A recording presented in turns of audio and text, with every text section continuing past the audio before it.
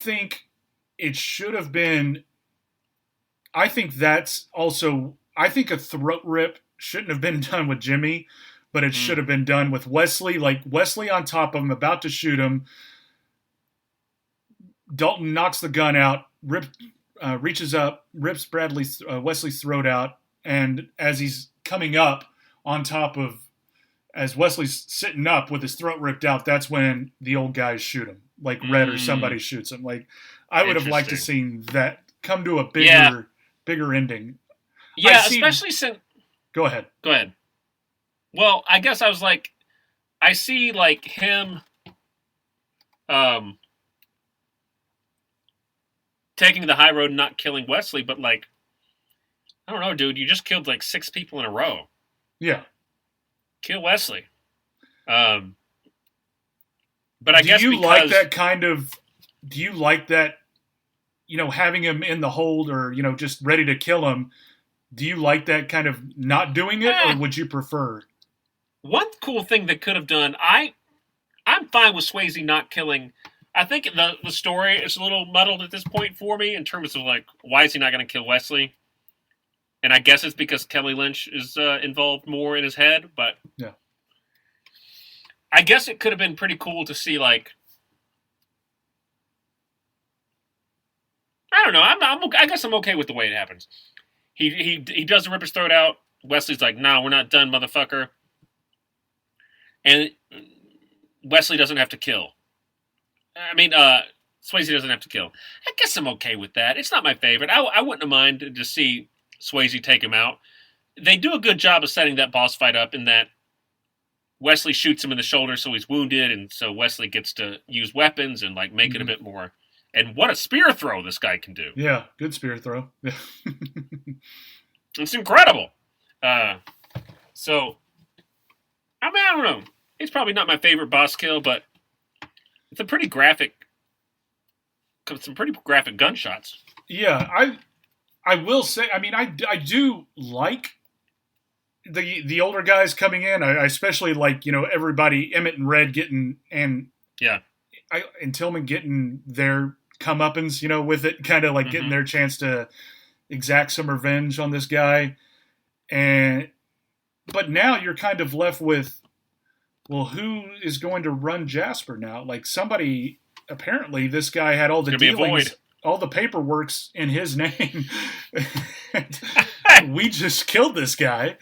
Don't you sign stuff off before that happens, like wound him, and then like, okay, you're done. Sign this over to Red or Tillman or somebody. It's a good question, Marcus. That because it really does leave the town in limbo. I mean, we know there's a J.C. Penney deal. God knows what else is going on because of Brad Wesley's pen. It's going to be a mess, and I could easily see. I tell you, I could easily see Tillman becoming a bad guy. Yeah. He gets this greed in him now. Like he's got. I would say that he is the business savvy one of the older guy group. Besides the car dealership. Not to say that Emmett and Red don't have the knowledge. They're just some good old boys who just Yeah, Red just wants to run his business and make enough to put turkey on the table. Right. But I could definitely see where Tillman could end up getting that hold of him and kind of getting that greed in him. Yeah. Well, we get a final shot of Patrick Swayze's ass again in the crystal clear waters of Jasper, Missouri. And that's sort of the end of the movie. There are some funny things in this movie, like when Wesley's putting the squeeze on the car dealership guy, because people are... Patrick Swayze's character is inciting confidence to fight back, right? He's like bringing the city up and is like, yeah, we can do it. We can beat him. And Wesley's like, no, you can't. I'm going to wreck your entire inventory of station wagons. Right. And so Wesley brings Bigfoot in. They wreck the whole thing. If you look behind, you can see the hills of California and a bunch of Los Angeles street signs, which is pretty funny to think about, considering they're in Missouri. This movie... Wesley taking money out of his own taxes to destroy a car dealership. Like, now he's not going to get, he's going to have to shut down and rebuild that thing now. And it's just like... You're fucking the hand that feeds you, kind of thing. You're cutting off the hand. And I wonder if, obviously his grandfather was a similar cat, right? We're to assume that Yeah. His grandfather, who built the town, also ran it with an iron fist and milked the citizens. Right. He looks like an important man. Yeah. Well, everyone does in a black and white photo with a suit. He's an asshole. So this was our love letter to Roadhouse. I can't think of a better... Okay, I can think of a better movie. I get it. But there's not much more... There are rare movies that I can just turn on a full movie and watch the whole thing. Not a series. Not, I'm going to have The Office playing in the background. No. I could put on Roadhouse just about any time and watch the whole thing. And I'm okay with it. If it's on TV, which it usually is, this movie is always playing somewhere, I will watch it. And easily, I believe that is such a rare thing in a movie that it can vibe with someone like that. So kudos to that movie and for its cultural success. And it gave us... My roommate and I watched this. She watched the first 10 minutes and fell asleep, which she said she was going to do. But I was like, when you talk to your friends and you talk about me as a roommate, please tell people that I introduced you to Roadhouse. Whoa, she had never seen it before? Never seen it, never heard of it. Never seen it, never heard of it. Has she gone back and watched all of it with you or anything? Or? No, we're going to work on that. But she did say in the opening scene of Patrick Swayze, she goes, Patrick Swayze's in this? And I was like, oh my God, yes. And she goes, and it's, remember when he fights those two guys and he gets them to go outside? And then there's this shot of him in these, like, obviously the waist is appropriately sized, but the pant legs are like those breezy pants. And the silk blue shirt that he has, she's like, man, it's like those clothes it's not like he's wearing them. It's like they're in orbit around him. Like, they're floating on him. And I was like, you're damn right. That's exactly right. And it is. He wears these outfits that are just... Like, he wears jackets that look like suit jackets, but they kind of hang off like a bathrobe. Yeah. It's really an interesting style choice. I mean, I'm sure it's of the time perfectly, but man, it's so fun to go back and watch. There's so many things about this movie that make it over the top. Roger Ebert, he didn't say it was a good movie. He kind of panned it, but he did say, if you watch it with the right vision, it's an enjoyable film.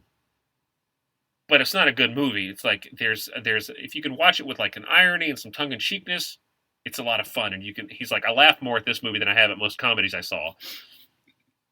And, I think kind of an asshole, but like, it's kind of fair. This movie is a Western. All the actors are named after Western characters, so it's just a Western in a bar, and it plays it to the hilt, man. Any final thoughts on Roadhouse, Marcus? No, I mean, it's Roadhouse. It's we have, like you mentioned at the top, you take two shits in one sitting. It's on a level. Baby. It's on a level of pop culture that movies can only dream of as far as lasting the test of time. And you have movies like Avengers and stuff like that are going to carry on this legacy of movies and change cinema pretty much as far as action goes, and it's its own kind of entity now.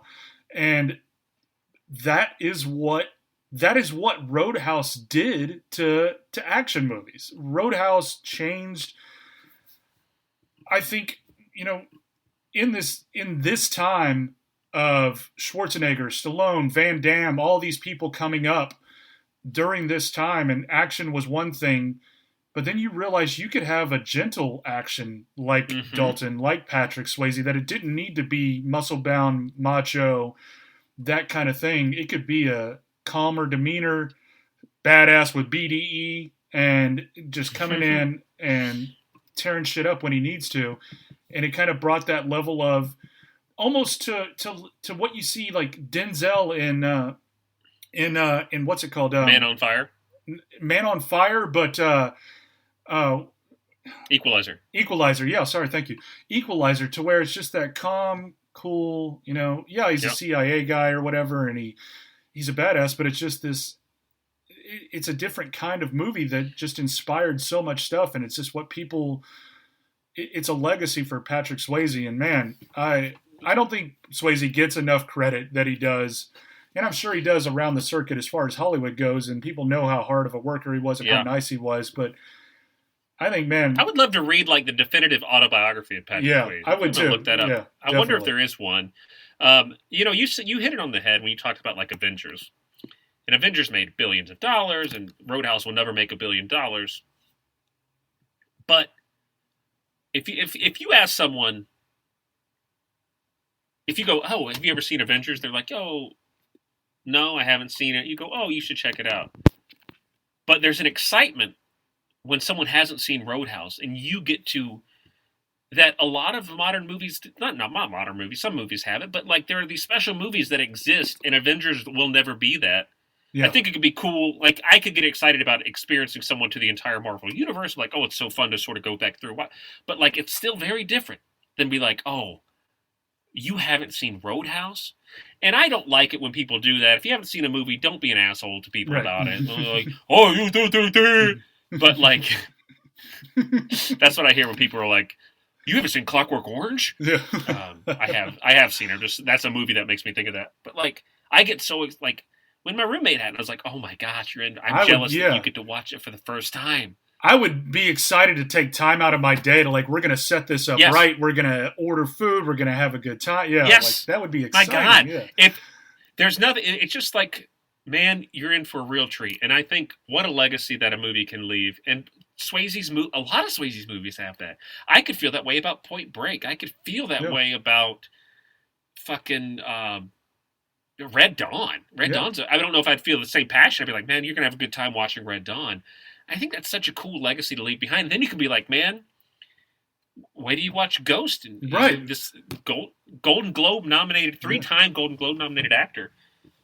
And I think probably, can't you see like Swayze, had he not so tragically passed, like doing that Travolta or something like that, where it's like he's been gone for a while, and then all of a sudden he comes back with this Burt Reynolds style movie, and it's like, holy shit, we forgot how great Patrick Swayze is. Oh, yeah, easily.